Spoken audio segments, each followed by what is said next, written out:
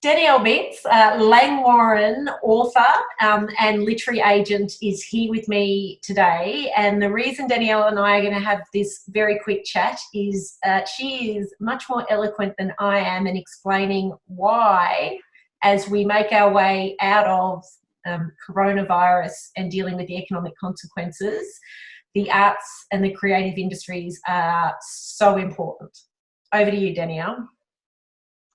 I would just say that the way human beings understand each other is through arts and through storytelling and through coming together to collectively understand, particularly when we've gone through a trauma together.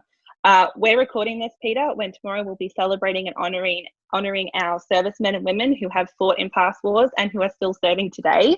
I would say that after the Great War, for example, people probably thought they'd never wanted to talk about war ever again. But there is a reason why more than 100 years later, there are still film and television shows, books, radio plays, etc. being made about the Great War, the war to end all wars. And it will be the same for coronavirus. I know right now it feels like we don't want to all be reaching for the Contagion movie or reading dystopian fiction. I completely understand that impulse to avoid that, maybe reach for a trashy romance instead. But the way that human beings go through catharsis together, go through trauma together, is to collectively come together and celebrate and understand one another through the arts. And it will be the things that are being created right now in isolation are going to have a huge impact on the future. Maybe in 12 months from now, maybe in 10 years from now, it will be the songs made in quarantine, the books written now, the film and television shows and docuseries and podcasts that will be about this time. Because for most people, that is how they'll understand what they went through. Most of us are not going to go sit in a lecture theatre at a university and listen to a virologist talk to us about what the outcomes and consequences of coronavirus 2020 was. That's just not going to happen. The way that we're going to understand this and understand each other and understand the impact it has had on us and people from all around the world is through art. So as well as investing in the sciences and protecting wildlife, we're going to have to invest in the arts and humanities, because that is going to be how we get through this. That's going to be the light at the end of the tunnel.